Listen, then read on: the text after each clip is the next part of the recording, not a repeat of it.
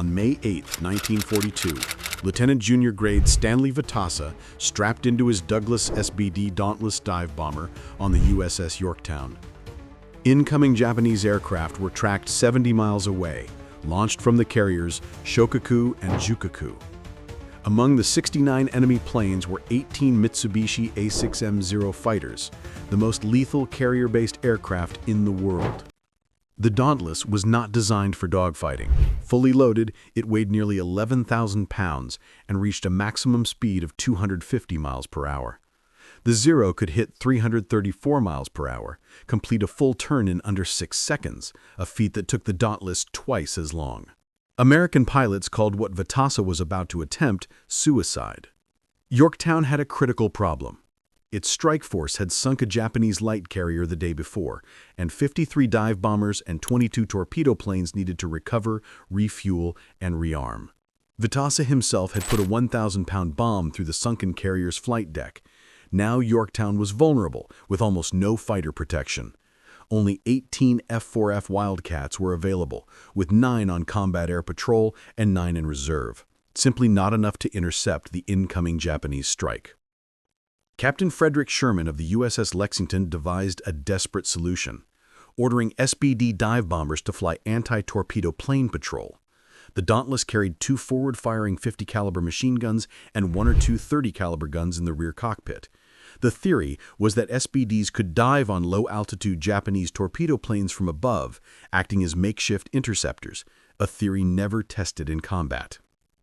At 7:30 a.m., Yorktown launched 8 SBD Dauntlesses from Scouting Squadron 5, with Vejtasa leading a 4-plane section. Their orders were to orbit low, watch for torpedo planes, and shoot them down before they could release their weapons. No one mentioned the Zeros. The mathematics of carrier aviation in 1942 were brutal. Japanese pilots were highly trained, many with combat experience over China, flying aircraft purpose-built for the Pacific's extraordinary range and maneuverability. American pilots were learning on the job in older machines. The kill ratio in the first 6 months of the war was 12-1 against Allied aircraft. Scouting Squadron 5th had already lost aircraft in the Coral Sea campaign. Vejtasa understood the odds. His dive bomber was 60 miles per hour slower than a Zero, could not climb as fast, turn as tight, or dive as steeply. In every measurable category but one, the Japanese fighter was superior: firepower. The SBD's twin 50-caliber machine guns fired heavier rounds than the Zero's twin 7.7mm guns. The Zero also had a critical weakness American intelligence was just beginning to understand. It lacked armor plating and self-sealing fuel tanks, meaning a single well-placed burst could turn it into a fireball. The challenge was surviving long enough to get a Zero into the gun sights. At 10:55 a.m., Yorktown's radar detected the Japanese strike at 68 nautical miles. Fighter direction officers mispositioned the 9 airborne Wildcats too low, expecting torpedo planes, and the Japanese, flying at 10,000 feet, missed them completely. This left the 8 SPD Dauntlesses orbiting between the Japanese strike force and the American carriers. It was 8 slow, heavy, unmaneuverable dive bombers against 18 Zeros, 33 dive bombers, and 18 torpedo planes. Vejtasa saw the swarm of aircraft first. 8 Zeros broke formation, turning directly toward his 4-plane section. The Zeros opened fire at 800 yards, and Vejtasa did the opposite of the standard response, which was to run. Instead of fleeing, which gives an attacker a perfect deflection shot, Vejtasa had learned in training to turn into the attack. Turning into an incoming fighter makes the geometry impossible, as the target is spiraling toward the shooter at combined speeds of 500 miles per hour or more. The attacker has perhaps 2 seconds to aim, fire, and pull away before collision. Vejtasa yanked his stick hard left, pulling his Dauntless into a tight, climbing turn directly into the lead Zero's path. The Japanese pilot, expecting an easy tail chase, found himself staring at the nose of an American dive bomber and had to break off to avoid collision. For the next 60 seconds, Vejtasa repeated his tactic, turning into the attack every time a Zero dove on him. Each time, the Japanese pilot had to choose between breaking away or collision. His rear gunner fired continuously. The twin 30-caliber machine guns swept the sky, forcing attacking Zeros to break off or risk unexpected hits. The two-man crew fought as a unit, covering blind spots. However, Vejtasa's tactic only worked for one aircraft at a time. Others could line up a clean shot. Within the first 5 minutes, 4 of the 8 Dauntlesses went down.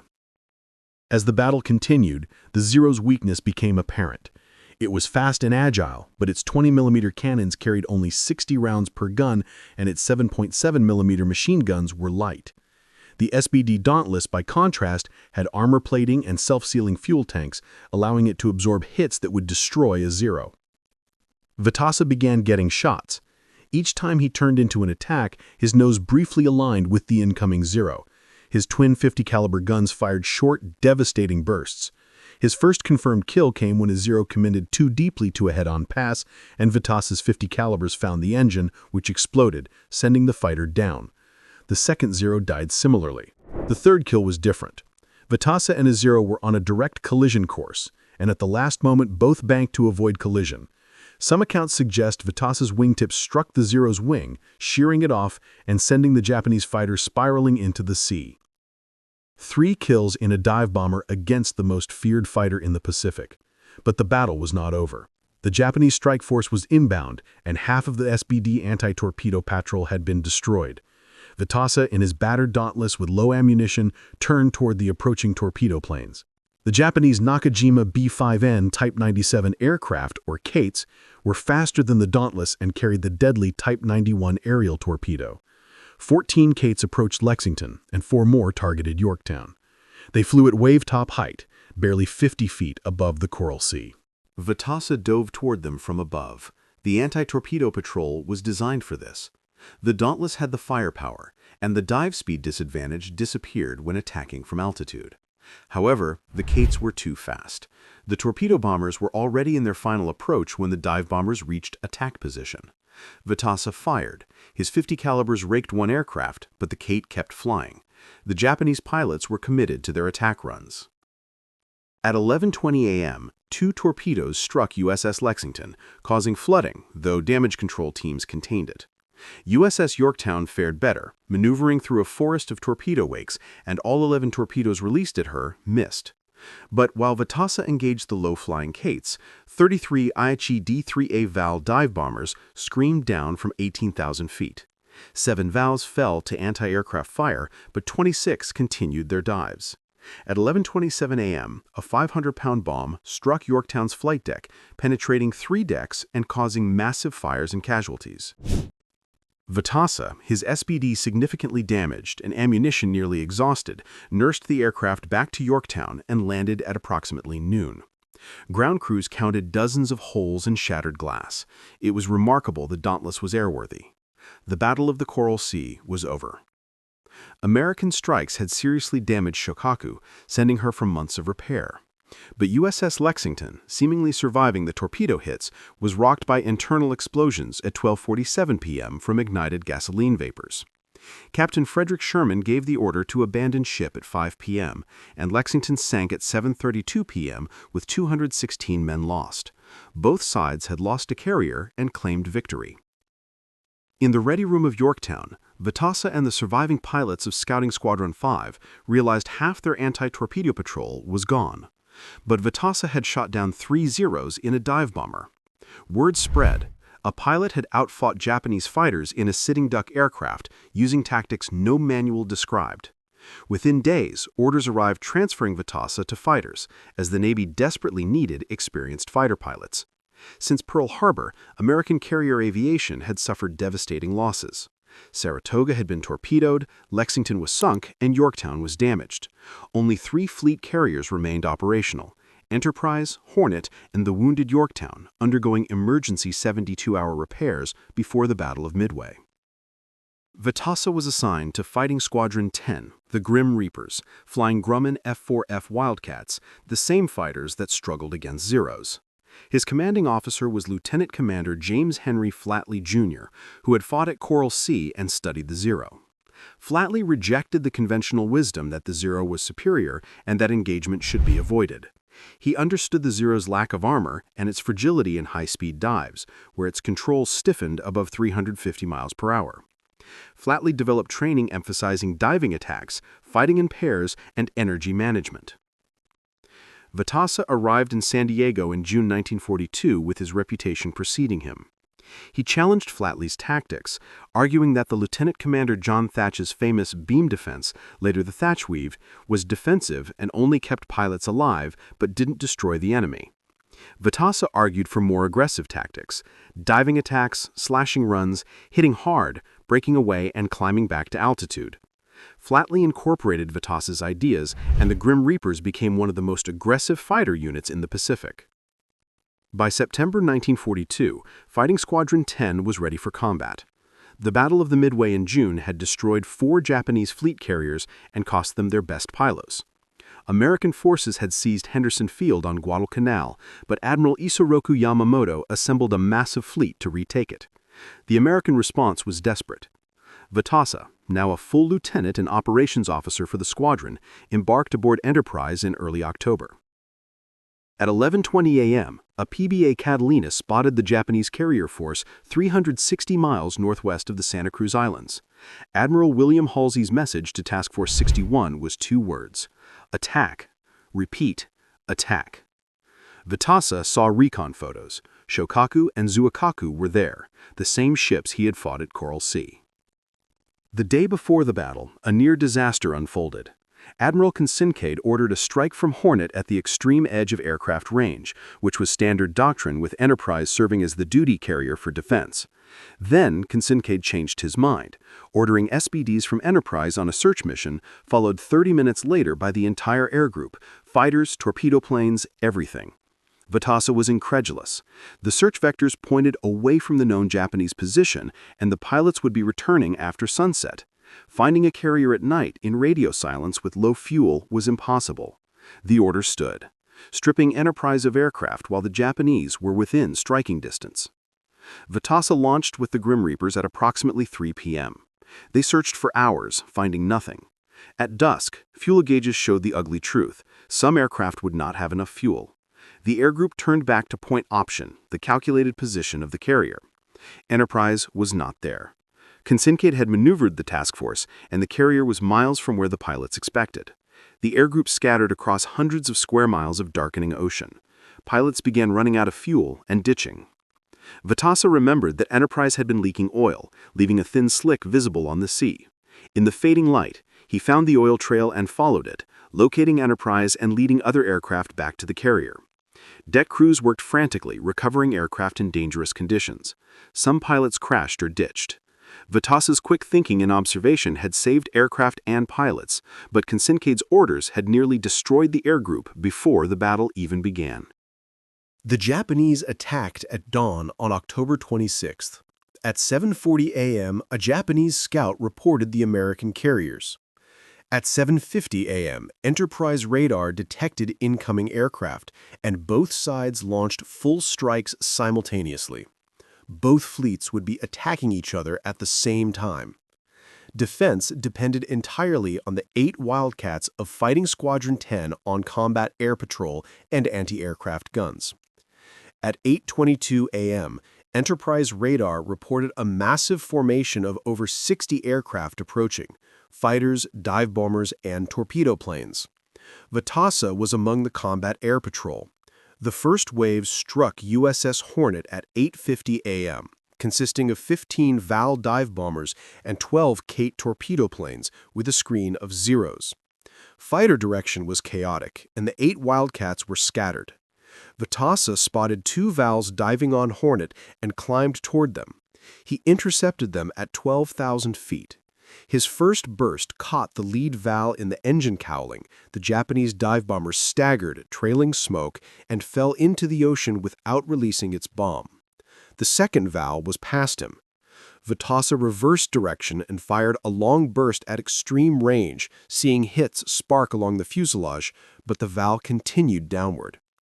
At 8:54 a.m., a 250-kilogram bomb struck Hornet's flight deck, and seconds later, a burning Val, possibly the one Vejtasa had damaged, crashed into the carrier's stack.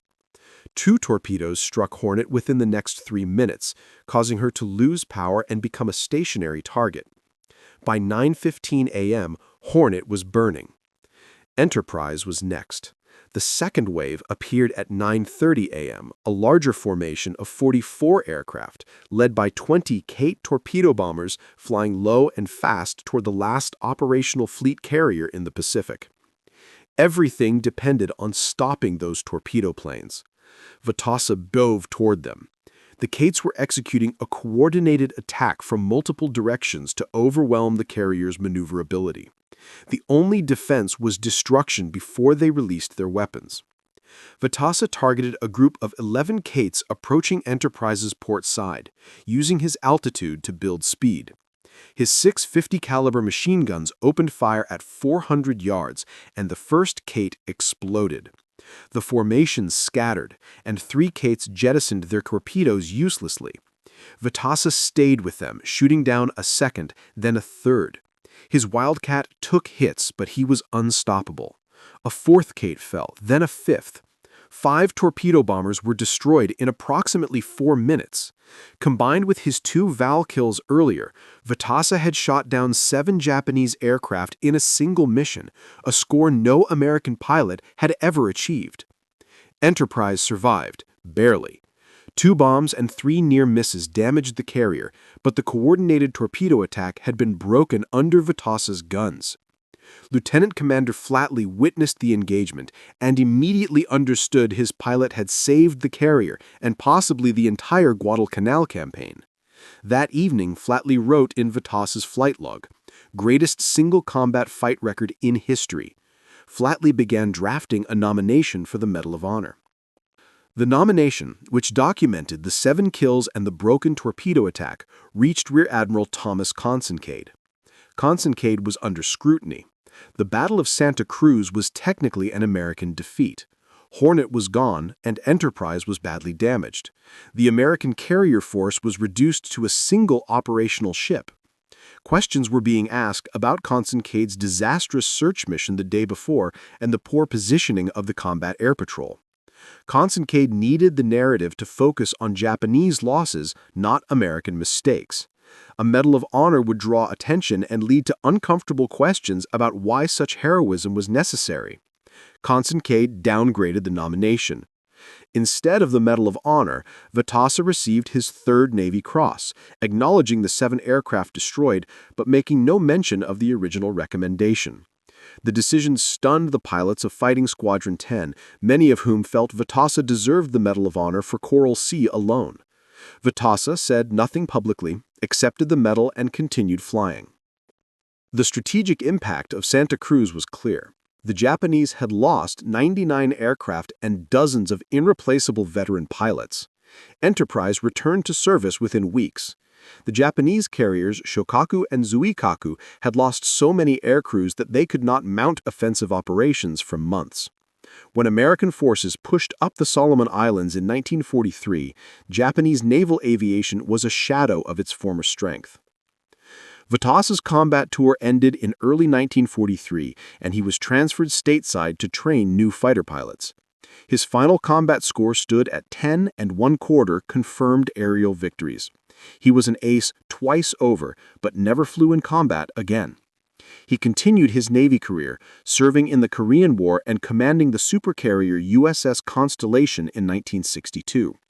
He retired in 1970 as a captain with 3 Navy Crosses and numerous other decorations, but not the Medal of Honor. The question of the Medal of Honor resurfaced periodically. In 2012, author Ted Edwards researched Vejtasa's life and confirmed through Naval Archives that Flatley had submitted the recommendation and Consincade had downgraded it for reasons unrelated to Vejtasa's combat performance. Stanley Winfield Vejtasa died on January 23, 2013, at 98. The Medal of Honor question remains unresolved, though Congress has the authority to waive time limitations for posthumous nominations. But Vejtasa never asked for reconsideration or complained publicly. He simply lived his life and let his record speak for itself. That record speaks loudly. 3 Zeros shot down in a dive bomber, 7 aircraft destroyed in a single mission, a carrier saved from destruction, and a campaign preserved. He was a pilot who was told his aircraft could not fight, faced impossible odds, and refused to accept the limitations others imposed. The lesson of Stanley Vejtasa is simple. The weapon matters less than the warrior. Courage and skill can overcome any disadvantage.